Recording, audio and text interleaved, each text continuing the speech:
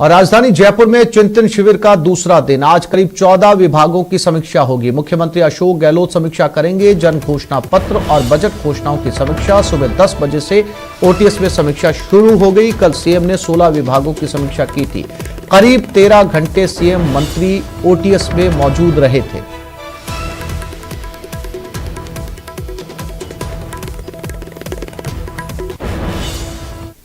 और सुनते हैं ममता भूपेश को। अधिकारी मंत्री और ज्यादा बेहतर तैयारी के साथ आएंगे। जैसे देखिए, मुख्यमंत्री जी का बहुत दिनों से एक ख्वाहिश थी कि इस तरह का चिंतन शिविर करें।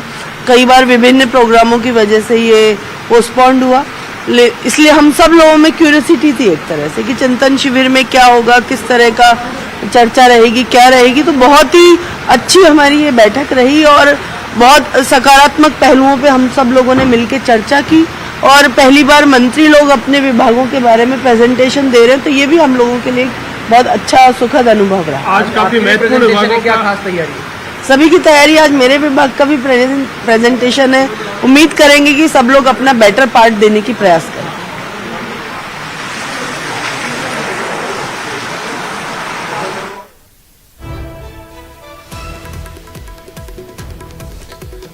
तो ये थी मंत्री ममता भूपेश और इन्होंने मीडिया से बात करते हुए कहा कि आज इनके विभाग का प्रेजेंटेशन है और जैसा कि इन्होंने बताया कि चिंतन शिविर का आयोजन करने की प्लानिंग बहुत पहले से चल रही थी, लेकिन अलग अलग कार्यक्रम आने की वजह से चिंतन शिविर का आयोजन नहीं हुआ था।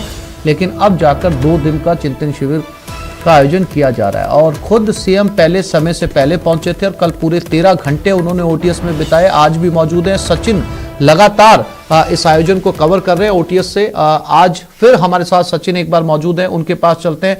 सचिन, कल 14 विभाग थे, आज तकरीबन 16 विभागों की समीक्षा होनी है।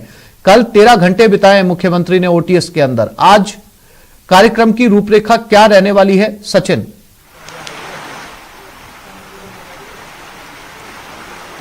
बिल्कुल, देखिए आज पहले 17 विभाग तय थे, लेकिन कल क्योंकि 4 विभागों का प्रेजेंटेशन हो गया है और कल पीएचडी विभाग का प्रेजेंटेशन नहीं हो पाया था, तो ऐसे आज 14 विभागों का प्रेजेंटेशन होगा। कल टोटल 16 विभाग थे जिनका प्रेजेंटेशन हुआ और अब जो है आज की अगर हम बात करें तो आज तकरीबन 14 विभाग ऐसे हैं जिनका प्रेजेंटेशन आज मंत्री देंगे। लेकिन सबसे खास बात यह है कि जिन विभागों का मंत्रियों का प्रेजेंटेशन हो चुका है वो तमाम मंत्री भी आज यहाँ पे पहुंचेंगे।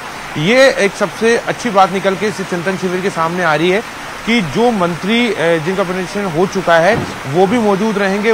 इसके साथ ही जो नए मंत्री हैं वो भी यहाँ पर मौजूद रहेंगे और जो मंत्री अपने विभाग का प्रेजेंटेशन देगा उससे सवाल कोई भी अन्य मंत्री भी कर सकता है। तो ऐसे में मंत्रियों की नॉलेज भी बढ़ रही है और जो सोच है सभी मंत्रियों की वो भी किसी काम पर निकल के सामूहिक रूप से आ रही है। कल आप देखिए कि सुबह 10 बजे मुख्यमंत्री अशोक गहलोत ने बैठक शुरू की थी, 9:45 पर पहुंच गए थे और 11 बजे बैठक खत्म हुई थी और 11:15 पर वो यहाँ से निकले थे। तकरीबन 13 से सवा 13 घंटे लगातार मुख्यमंत्री अशोक गहलोत इसी सभा भवन में, जो मेरे पीछे आपको दिखाई दे रहा है, इसमें मौजूद थे। ब्रेकफास्ट हुआ, उन्होंने यहीं पर चाय पी, उसके बाद लंच भी यहीं किया, डिनर भी यहीं किया और उसके बाद लगातार वो बैठ के लेते रहे। तो इससे गंभीरता का पता लगता है कि सरकार कितनी गंभीर है। 2023 को लेकर सारी जो कवायद की जा रही है वो 2023 के चुनावों को लेकर की जा रही है। और एक बात और समझने की है क्योंकि 23 तारीख से विधानसभा सत्र शुरू होने वाला है। विधानसभा सत्र में हर बात का जवाब मंत्रियों को देना पड़ता है और अधिकतर जो सवाल लगते हैं वो सवाल लगते हैं बजट घोषणाओं को लेकर, जन घोषणा पत्र को, क्योंकि अंतिम साल है। ऐसे में जन घोषणा पत्र में जो घोषणाएं की गई है उसको लेकर विपक्ष सवाल उठाएगा, उसमें की गई घोषणाओं को लेकर सवाल लगाए जाएंगे, विधायकों के द्वारा सवाल लगाए जाएंगे। यहाँ तक कि जो सरकार के अपने विधायक कांग्रेस पार्टी के वो भी सवाल लगाते हैं, वो भी अपने सवाल पूछते हैं अपने क्षेत्र से संबंधित। तो एक तरह से प्री प्रैक्टिस भी मंत्रियों की हो रही है क्योंकि मंत्रियों को जो जवाब विधानसभा में देना है वो जवाब आप वो मुख्यमंत्री के सामने दे रहे हैं। और तमाम मंत्री जिस तरह से सदन में मौजूद रहते हैं सभी लोग और सुनते हैं अपने विभाग के मंत्रियों का जवाब, तो तमाम मंत्री भी यहाँ पर मौजूद हैं। अधिकारी जिस तरह से अधिकारी लॉबी में बैठते हैं विधानसभा में, उसी तरह से अधिकारी यहाँ पर मौजूद है। तो हम कह सकते हैं कि विधानसभा सत्र की भी इसके जरिए तैयारी हो रही है और जो सबसे बड़ी तैयारी है वो आने वाले विधानसभा चुनावों को लेकर है कि 2023 में किस तरह से चुनाव में सरकार को जाना है, किस तरह से अपनी योजनाओं को जनता तक लेके जाना है, क्या कमियां रह गई हैं, क्योंकि इस पूरी कवायद के अंदर ये स्थिति भी साफ है। और देखिए तस्वीर आपको दिखा देते हैं, एक शांति धारीवाल अब यहाँ पर पहुंचते हुए आपको नजर आ जाएंगे। शांति धारीवाल यहाँ पहुंच रहे हैं। सबसे पहले आज उन्हीं के विभाग का प्रेजेंटेशन है, यूडीएच विभाग का प्रेजेंटेशन आज यहाँ पर होगा। उनसे पूछते हैं कि आज वो किस तरह का प्रेजेंटेशन देंगे, क्या इसी तरह की तैयारी उनकी पहले से रही है। साज आपके विभाग का प्रेजेंटेशन भी आज है। हाँ, शुरुआत उसी से होगी। किस तरह की तैयारी आज आपको प्रेजेंटेशन देना है? तैयारी क्या है, सारी तैयारी है, सारी बजट घोषणाएं बढ़िया पूरी होती जा रही है। कौन सी सर योजनाएं कौन सी है सर आपके डिपार्टमेंट? कई योजनाएं हैं। तो बिल्कुल देखिए यूडीएच मंत्री शांति धारीवाल पहुंच चुके हैं यहाँ पर। आज शुरुआत जो है वो उनके विभाग से होगी, प्रेजेंटेशन जो है उनके विभाग को देना है।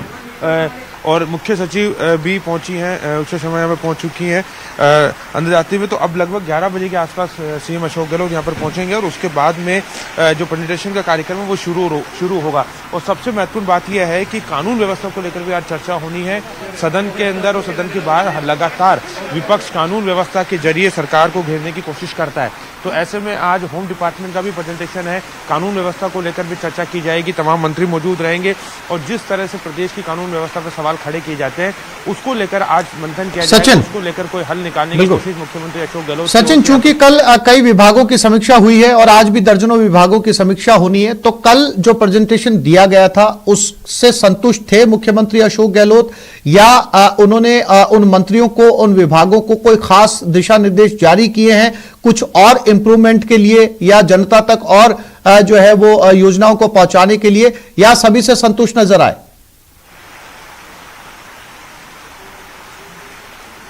देखिए ओवरऑल अगर बात की जाए तो मुख्यमंत्री अशोक गहलोत ओवरऑल अपने मंत्रियों के जो फीडबैक कार्यक्रम था या अपने मंत्रियों की जो कार्य प्रणाली है उससे संतुष्ट नजर आए। लेकिन कुछ डिपार्टमेंट्स ऐसे थे जिनको लेकर मुख्यमंत्री ने विशेष निर्देश भी दिए।